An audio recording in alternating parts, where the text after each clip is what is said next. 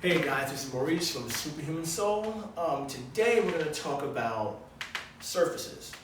Okay, so being that we train people, teach classes in a virtual setting, most people who use our services are in the privacy of their own home or some other location.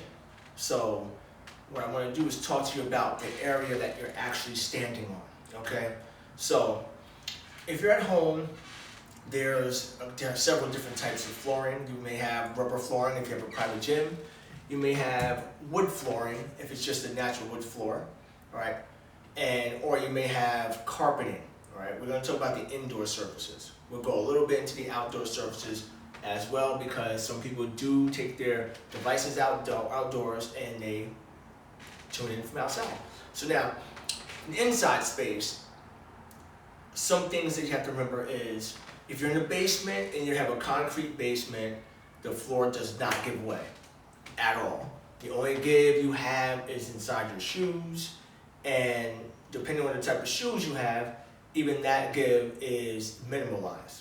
So things to think about, if you have absolutely flat shoes or you're working out in Vibrams, things like that, that are more like natural, but you still have something that's over your skin, right? That's gonna be minimal, there's minimal cushioning there. Therefore, you're getting a full impact on concrete flooring, and that shock goes all the way up your kinetic chain, from your feet to your ankles, to your knees, to your hips, lower back, shoulders, neck, everything. So it goes all the way up, all the way up there. Now, what you also want to remember is that there are some things that do give way. So if you put rubber flooring on top of the concrete, it gives way just a little bit, but not enough for you to actually drive your foot into the floor. So if I'm teaching kickboxing classes, and when I go for the knees and I push off, I'm not driving my foot down. Even when I'm stepping down, I'm being mindful of how hard I step into the ground with some of the combinations. Because if I step down too hard, it kills those knees. Now, all right, so it's rubber on concrete, right? If you have carpet on concrete, remember, it's still concrete. The floor may give way just a tiny bit more, but you still have that hard surface under there. So while you may have something that's somewhat soft to maybe lay on, you still have concrete underneath that rug, underneath that carpet, okay? So you gotta be mindful of that base layer that doesn't give way. Now, we're gonna go into rubber flooring, right? Rubber flooring usually is gonna be on top of concrete base. If you have the puzzle pieces that you can find at Lowe's, Home Depot, or you can order them online, you probably may have maybe like a half-inch thick or an inch thick puzzle piece, the rubber flooring there. And that stuff gives way, which is good, but you still have to monitor your impact. So that gives way a lot more than just fresh concrete, straight concrete, or carpet on top of it, or a thin rubber covering over that floor. All right, you'll know how much it gives way if you drop something on it and see if it bounces. If it bounces, it gives you a little bit of way. If it doesn't bounce, there's no give to it. All right. So this is if you're in your basement. Let's take it into maybe a bedroom or something like that. If you have hardwood flooring, right there you go. You have hardwood flooring. That gives way a bit, okay, because it's flexible. If it wasn't flexible and it was extremely brittle, you'll probably step on it, and over time you'll stomp a hole into it. So if you have wood that's kind of old, and you're jumping around on it, you might want to be careful that you don't put your foot through the floor, okay? In some apartments, they require us to actually cover our apartments with carpeting because we're on hardwood floors. And if we step on it too hard, it may shake and wake up the neighbors or whatever else have you. So, wood floors do give way. Whenever I'm in a house, when I'm here in the apartment, I'm moving around, and I shake around too much or I jump too hard, the bookcase shakes, the TV shakes, everything moves around because the wooden floor does give way. It gives way quite a bit. What does that mean for your joints? It means that it doesn't take so much of a hard impact when you land, but it's something to still consider. Now, since we're on hardwood flooring, right now I'm wearing sneakers, okay? When you are on these surfaces, your footwear is important. I suggest you wear either, if you're gonna go without shoes, you go without shoes or without socks. Because here's the thing, okay? I'm gonna take my shoes off I'm gonna actually angle the camera down so you can see my feet here, okay? Right, so check this out. So, put these shoes to the side. So if I'm here and have these socks on, and I wanna go do a lunge, I'm gonna face this way. I go do a lunge, I put my foot back there, guess what happens? My foot slides, all right? It slides, all right? Not that that's not useful, because in some instances it is. It's the equivalent to having a slider disc on your foot. That can be useful, but then over time you may have to get new socks because you might put too much friction on it, and then you get a hole in your sock, okay? So that again can be useful, but in this case, we want to be mindful. So if you're working out on hardwood flooring, you may want to go barefoot or put your shoes on, okay? Because you will slide on this floor.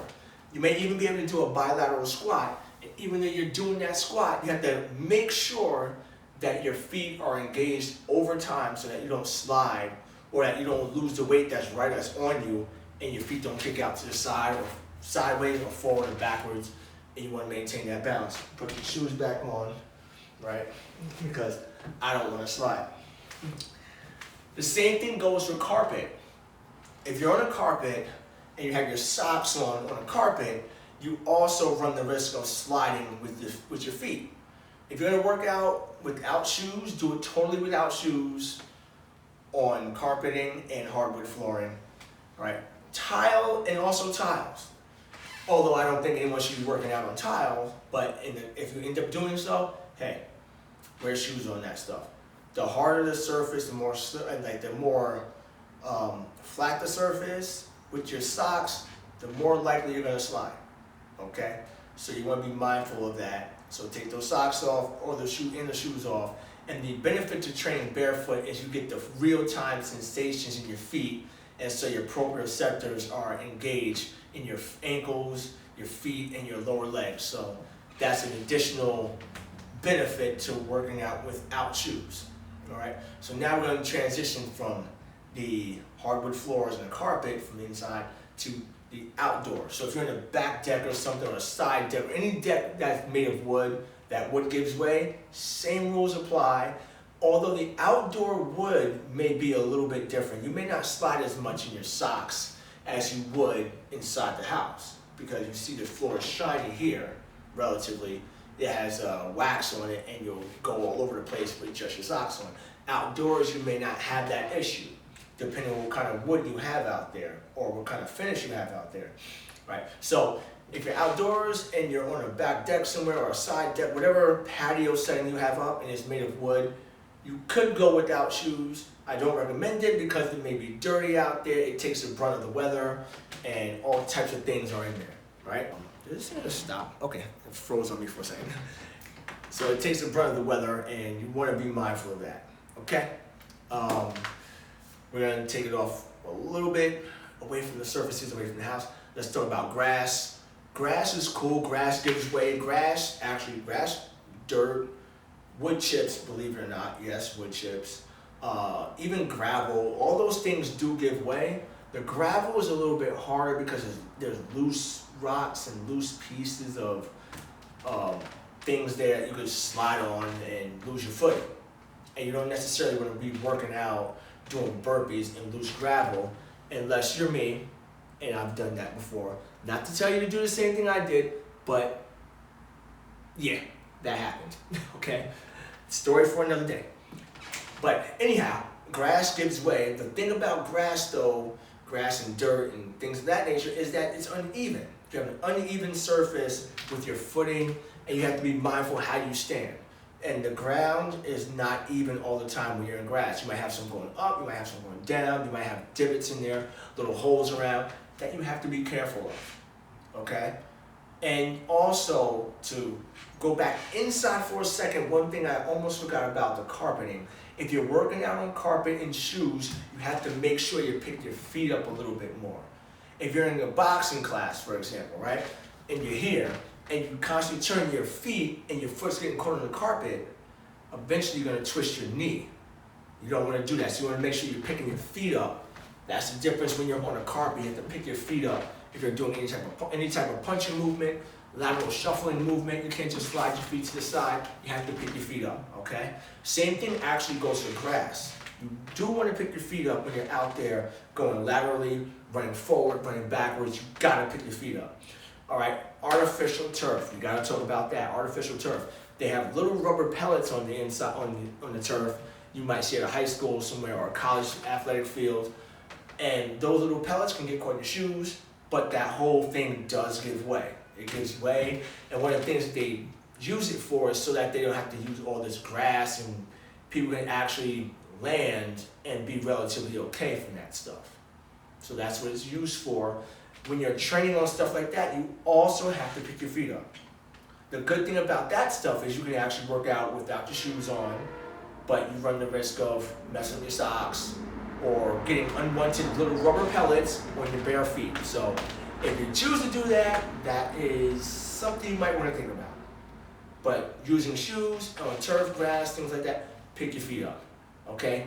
Last but not least, we're going to talk about sand. Sand, as you know, on the beach, gives way tremendously. Gives way so much that your feet get stuck. So again, you have to pick those feet up a lot higher than you would have to do in grass, okay? And also with sand, it's uneven, it doesn't stay flat. Even if it's packed sand, which I had the experience of, or most of us probably did if we were on the beach, and you see like water comes in and it packs it down, you still sink down into the sand. So the sand definitely gives way, and you have to be mindful of how you move around in that, because you can easily get your foot stuck and twist your knee, tweak it, or even your ankles, your hips, anything in that, anything for that matter. Okay, so those are some of the things you want to think about when you're training on different surfaces. Your footing, your balance, the proprioception in your feet, your ankles, and your lower legs.